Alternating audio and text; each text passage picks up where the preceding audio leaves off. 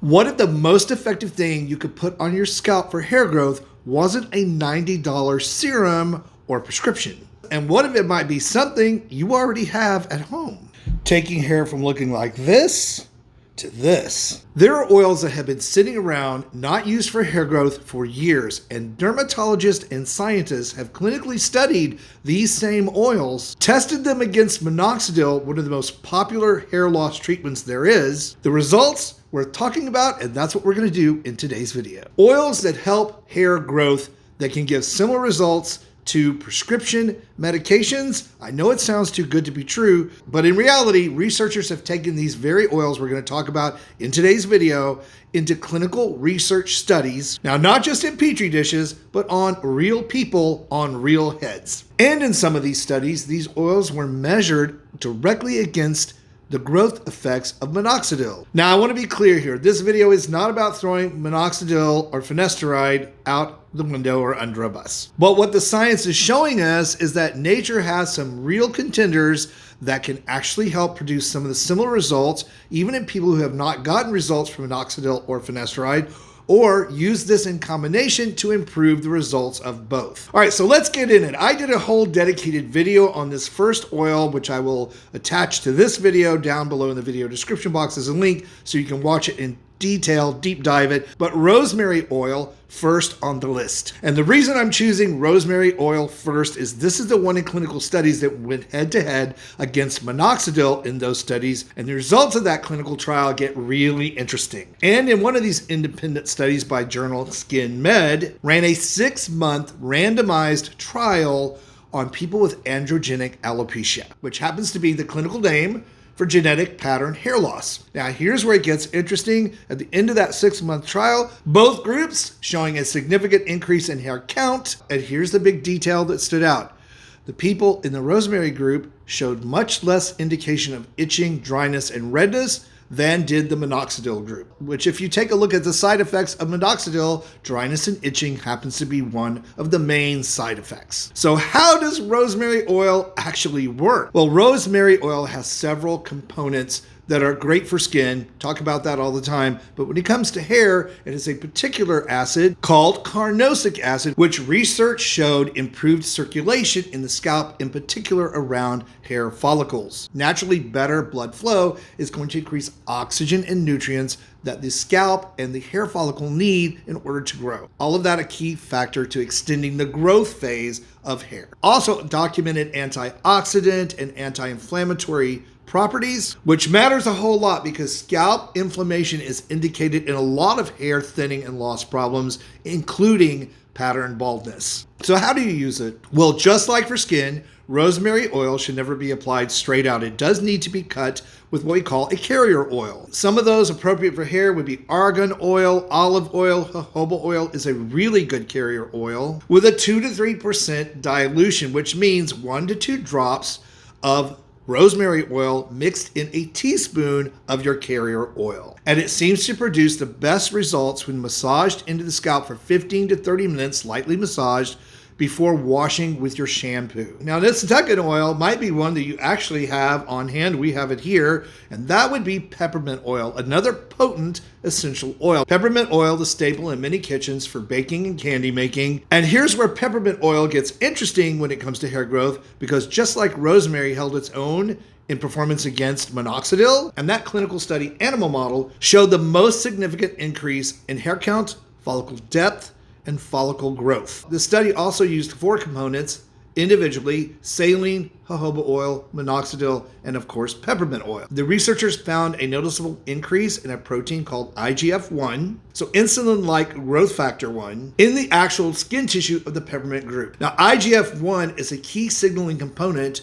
of the growth phase of hair. We call that phase in hair growth anagen. More active anagen means more active follicles, which means more hair growth. Now, the honest caveat here, more human studies need to be done when it comes to peppermint oil, but the results are worth noting. And right now today, peppermint oil continues to be one of the more researched oils when it comes to natural hair regrowth. And if you've ever had peppermint oil on your tongue or on your skin, you know it's a vasodilator because of the tingly coolness that you notice from the peppermint oil itself, that's an increase in circulation. That's why you can find peppermint oil in many hair growth shampoos and products. Peppermint oil is extremely potent and it needs to be diluted. About 2 drops of peppermint oil to your favorite carrier oil, massaged into the scalp in the focused areas that you're trying to treat for about 30 minutes before washing it out.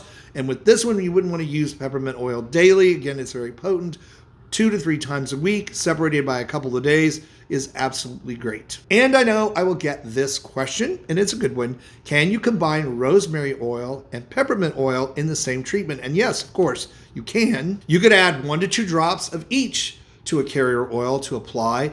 They both have very complementary mechanisms when it comes to hair growth, scalp health, and hair regrowth. This next oil, not going to be a surprise to many of you. It's been around for a long time. It's also been very viral on all of the social media platforms for the last 2 or 3 years.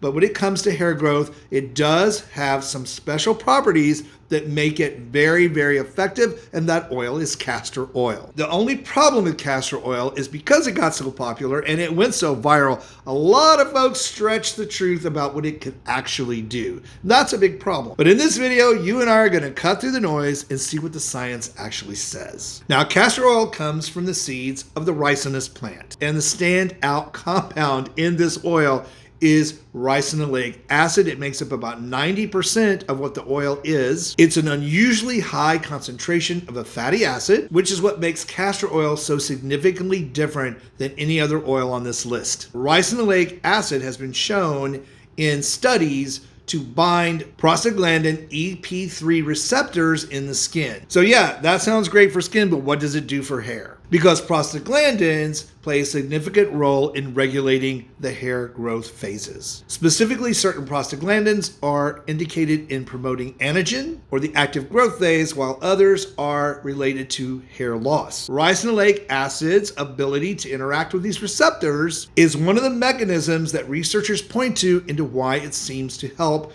with hair growth, and not only on the scalp. It helps with eyelash growth, eyebrow growth, and yeah guys, it even can help you fill out your beard and mustache. And because of its heavy viscosity, it happens to be one of the most penetrating oils there is, its molecular structure able to be absorbed down into the scalp around the hair follicles and actually help clean out some of the muck, dead skin, cells, sebum that can trap a lot more DHT down around that follicle, which leads to the hair loss phase being longer and longer. Again, something we see in pattern baldness. Castor oil's benefits when it comes to skin, untold. You'll find that in many, many preparations and formulations. But when it comes to hair growth, the studies are more limited, even though we see a lot of results in the studies we do have, and actually what people experience when using it. Now, how do you use castor oil? Well, again, as I said, it's very thick, way thicker than most oils. A lot of people like to cut castor oil with another carrier oil at a 50% ratio. So you could prepare a batch ahead of a teaspoon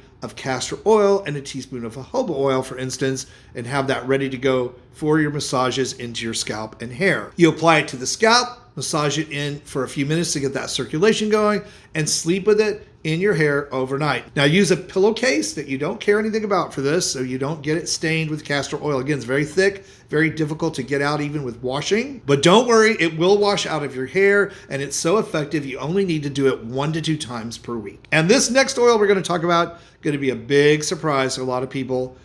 Pumpkin seed oil. Yes, pumpkin seed oil. It's one of the least talked about holistic hair growth approaches out there, even though it has some very compelling human clinical trial data. And once you understand the mechanism of how this helps with hair growth, you'll understand why researchers got behind it. 2014 study on pumpkin seed oil and its effects on hair growth was a randomized double-blind placebo study, which happens to be the gold standard in clinical research. They looked at a group of men with androgenic alopecia, that's male pattern baldness, and gave one group 400 milligrams of pumpkin seed oil daily in their diet. They gave the other group, of course, a placebo. And after 24 weeks, the men in the group that took the pumpkin seed oil daily in their diet showed a 40% increase in hair follicle count, which means the pumpkin seed oil produced a significant difference in the group that took it. And why did it work so well? By naturally being able to reduce the amount of DHT